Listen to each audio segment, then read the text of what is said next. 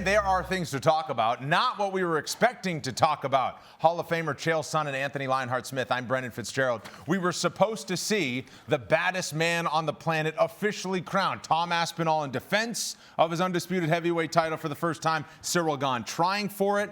Eye poke, round one, it's over. Chael, what words do you have? I'm mad, and I don't know who I'm mad at. I'm either mad at Ciryl or I'm mad at Tom. Something about this, though, was very off. Look, the fight, they were kind of getting to know each other. They were kind of feeling each other out. Tom did everything right, by the way. He came out there, he threw the big bombs, but Ciryl was slipping. Ciryl did show us that 29 professional wins in kickboxing does matter. I thought Ciryl was looking very good. I mean, I know that we're all going to have our debates on this fight, but if they are, in fact, going to rematch it, I think the better of the two tonight. I think that Ciryl probably learned more, got more experience, and his confidence is the one that will go up. Anthony? No, I'm just disappointed. I'm disappointed. I talked all day yesterday. Like, I just want to see Tom have to overcome some adversity. I want to see what he does when when his first plan of action doesn't work. What's he checked down to? Is he gonna wrestle? Can he compete with Ciryl Gane on his feet for 25 minutes?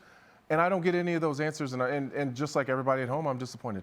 Being poked in the eye is illegal, Brendan, but to fight with one eye is very common. The opponent's trying to hit your eye. He's trying to bust up and make your nose bleed. So that part of it does have question for guys like Anthony and I. We're trying to be polite. We're trying to show grace, but in all fairness, if you're the heavyweight champion of the world, you got to fight with one eye at times. Well, we're sitting here as the stoppage approaches a minute and a half, and I said, wow, watch it end like this, because it didn't look that bad on initial look. You were calling it, Chael, minutes before the fight stopped. You said he's already made his decision. This fight's not continuing. And a few minutes later, you're proven right. What did you see during the stoppage that had you so convicted that it was going to be over? Well, first off, I thought that the fight was turning out to be a little bit harder than perhaps Tom had expected. I had one concern with Tom, and this is not his fault. It's because he's so doggone good. But the reality is he finished 6 guys in the first round. He's never been to a third round of a fight, just for example. So the question is, how are you going to respond when things get tough? And Tom was throwing bombs. Tom was throwing the kind of punches that, had they landed, would have ended the night, and did end the night for 6 prior opponents. And I'm just saying, when the opportunity came to take a little bit of a break, you can use that, and you can even game that system to catch your wind. But there was something about the way that the story was being told, the way that it was being held on the eye and never removed. I mean, don't forget, this cloth that he had in his eye contained an ice cube. This wasn't some kind of a magic cloth that was going to cure a cornea or something that was wrong with your eye or even take swelling away. It contained an ice cube. Right. And it was just being held on there oddly. Then there was conversations that were taking place. There was a story that was being told. And I've checked out of fights before. Yeah. I know what it looks like, and I knew that he was done. There, here it is in real time. And again, when you show it in slow motion, he had the cloth over his right eye. It's the left eye that got the knuckle-deep index finger of Ciryl Gane. The right eye got more of a scrape, which can be worse at times. We've seen fights end due to an innocent-looking scrape of the eye, or whatever you would call it. That's not ideal. Your reaction to Tom's reaction, Anthony, on the disgust that he felt, because he knows this is going to affect his legacy, his fault or not. Well, don't be mad at me. You had a job to do, and for whatever reason, you guys did whatever you did, and you didn't do your job. I'm not saying it's Tom's fault, and I'm not going to, pretend that I know how bad it is or isn't.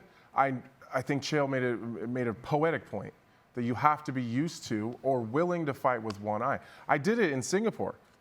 Everyone talks about it all the time, where the ladies waving stuff in front of my eyes. I can't see it. So what do? I just walk away and say, let's fight. You just, you either want to or you don't. And my fight wasn't for a world title. I didn't have Ciryl Gane in front of me throwing bombs. But the second that there was an issue, I knew that I wanted to continue, so I know what to say. You never say, I can't see, if you want to continue to fight. So when they ask the question, you just nod your head and you just walk away. Like, you find a way to get away from the doctor. If you want to fight, you can fight. My trainer, Coach Clayton, when we'd be practicing, every now and then he would yell out to the whole room, close your left eye. And then, open your left eye, close your right eye later. He'd say, don't breathe through your nose anymore, breathe through your mouth. And the idea was, if your eye gets swollen and it gets shut, or if your nose gets clogged and you can't breathe, that you're kind of used to these things. Tom said something, and look, we got to dwell on a guy in a really bad moment, but to dwell on him, he said, I got poked in the eye, I can't see.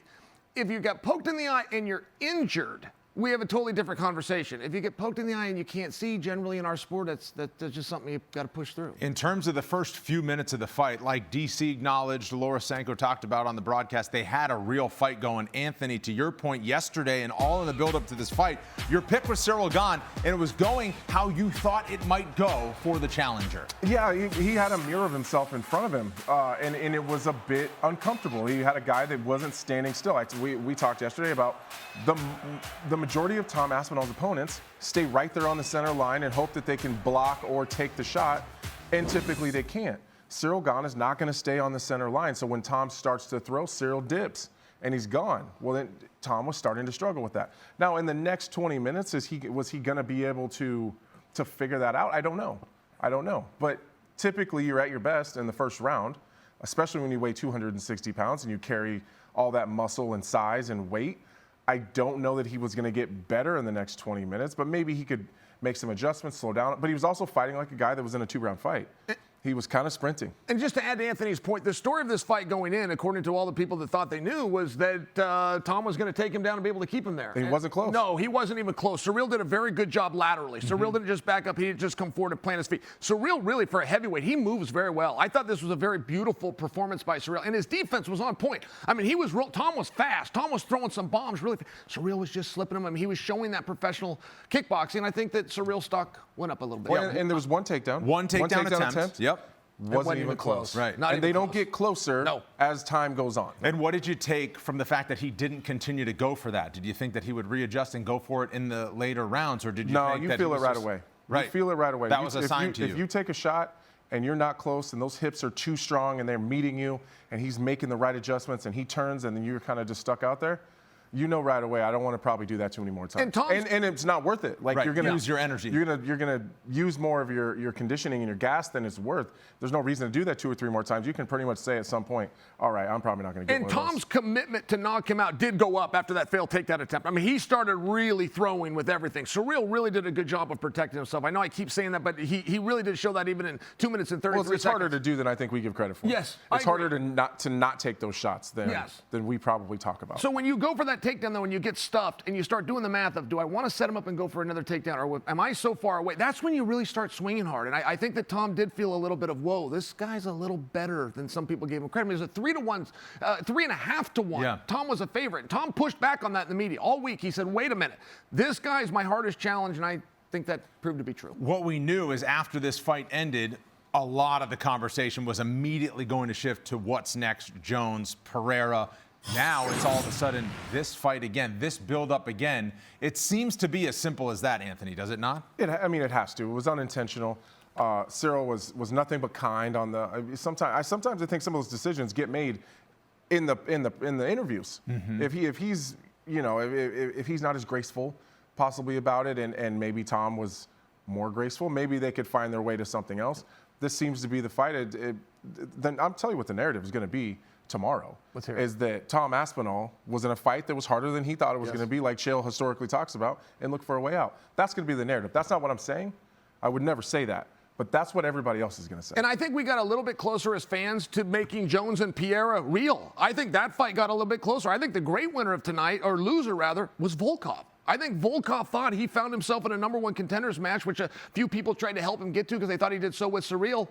I think we're going to rematch this contest. I think we need to. I got to tell you, I would be more excited for the rematch than I was for this one. They both showed that they're a problem for each other. Well, the odds will be closer. There's no doubting that. Yes. The beauty of the fact that they're both heavyweights, no severe weight cuts, no ramping it up. They're still in condition. Like DC said, December is when he wants it. That's a real possibility with these guys. Oh, good for you. I love that you're doing this. I mean, let's build this fight. I love that DC kicked this off. I mean, I think the December card could really use these two heavyweights. And it is one of those fights where we don't really have to build it. It's already built. We know what we're getting into. We just got to get the fight to the ring. We got to make the eyeball feel better. We got to get the fight to the ring. By the way, we only have 2 rules. Don't poke the guy in the eye and don't bite him. So, I mean, in all fairness, I do want to show a grace to Tom Aspinall. Mm-hmm. I just share that Tom has not yet had to deal with an adversity. This is his first one. This wasn't his fault, but it was an adversity nonetheless, and that is a test he did not pass.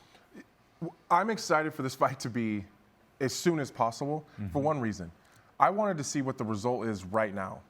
I feel like it's going to be unfair for Tom to go in there and struggle. If we're being honest, he was struggling there, wasn't looking great. He was having some problems. It seems unfair for him to have that almost 5 minutes of data, now keep his title, almost as if he took a loss, but he still gets to keep the title, go back, fix all of those problems, and then 4 months down the road. And then come back, and now Ciryl now he's fighting a different guy as if it's the first time. If we do it in December, that's not enough time for either one of them to change anything. Not significantly.